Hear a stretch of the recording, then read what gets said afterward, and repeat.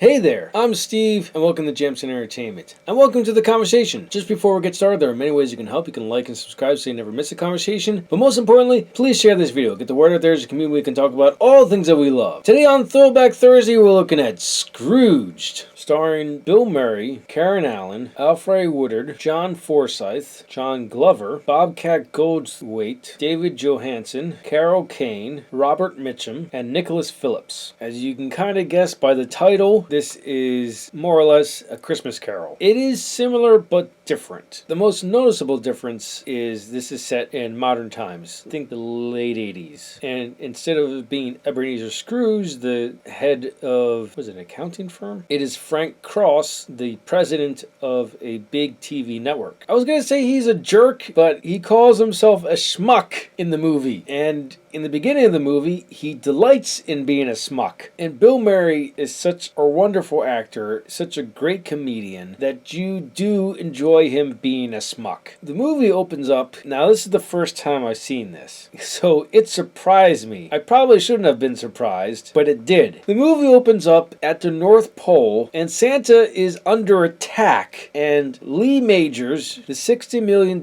man, comes in and saves Santa, Mrs. Claus, and the elves from whoever's attacking them. It quickly shows you that it's just a really crazy Christmas movie, which I would love to see, but it also shows you what kind of movie this is going to be, because this movie is pretty wild. It zooms out of that. It shows you that Frank is in a meeting with his executives lining up the Christmas specials, and he's a schmuck to everyone, and he's enjoying every second of it. The other things that are different, instead of Bob Cratchit, you have Grace Cooley and her son Calvin. In this iteration, he's only mute. He doesn't have a debilitating disease that will eventually take his life. He doesn't get proper treatment. Grace's husband was murdered years ago. I believe Calvin's like 6 or 7 in this movie. He was practically a baby when it happened. He must have been old enough to able to speak and start forming memories, because when he learned about his father's death, he stopped speaking. His mom is worried that he will never speak and like what that would do to him in the long term. Also, the ghosts are hilariously different. Instead of being visited by his business partner Bob Marley, he's visited by his former boss Lou Hayward. It's got a heck of an entrance, more spectacular than the following ghost, which if it were me, I just would have upped the ante on the ghost entrance each time. This is the third time I reviewed A Christmas Carol, so you're pretty familiar with the story by now.